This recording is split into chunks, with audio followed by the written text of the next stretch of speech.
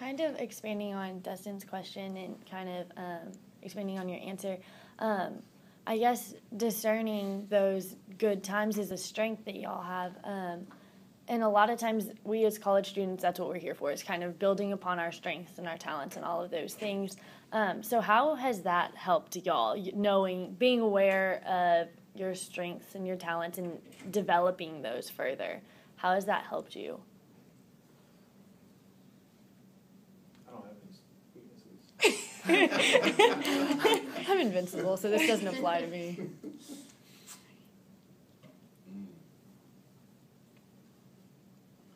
The two weaknesses that I've already touched on were, one, not exactly the best salesperson, and then two, sometimes get into a rush. Okay. What I've tried to do, especially with the rush thing, is just tell myself, to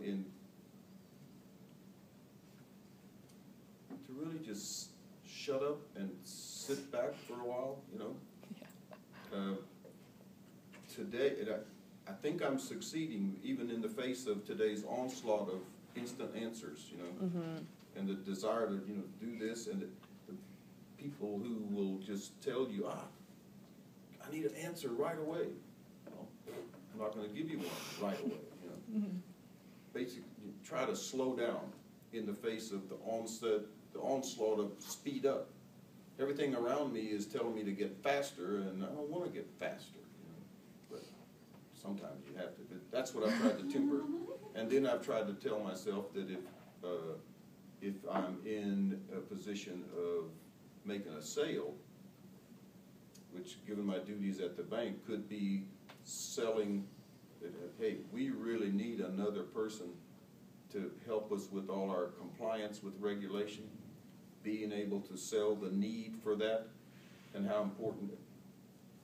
I find myself slowing down first, and then making sure I can make my case as clear as I possibly can,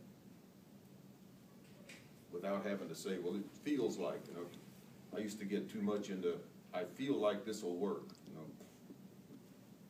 Sometimes it did, but sometimes it was a bummer. So that's how, those two weaknesses, that's how I try to approach it. Slow down, think it through, make it crystal clear. Yeah, I was kidding. I have. You weren't kidding at lunch. Yeah. I have way too many weaknesses, right? Seriously. So I leverage my strengths that I have, which is I tend to have good ideas, and I tend to be pretty good at selling, coming up with products and positioning those products where people will pay money for them, and coming up with simple solutions. So those are my strengths. So I focus on those. All the other stuff, even running a business and figuring out the details, I'm not that great at. But I know those are my weaknesses that I've focused on over the past 2 years, because I knew they were required in order to run your own business. And so now I actually have to force myself to focus on the things that I don't think are that important, but they're really important to our investors.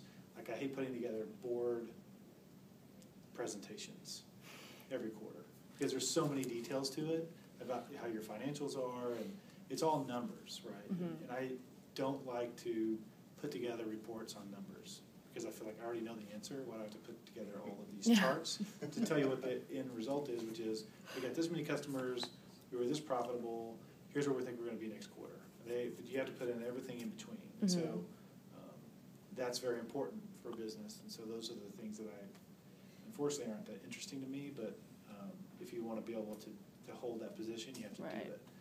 So anyway, that's probably my answer.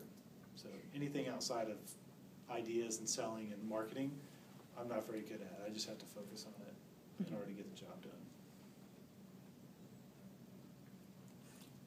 Okay, I guess I asked another question. At what point in time did y'all consider yourself a success within your entrepreneurship career?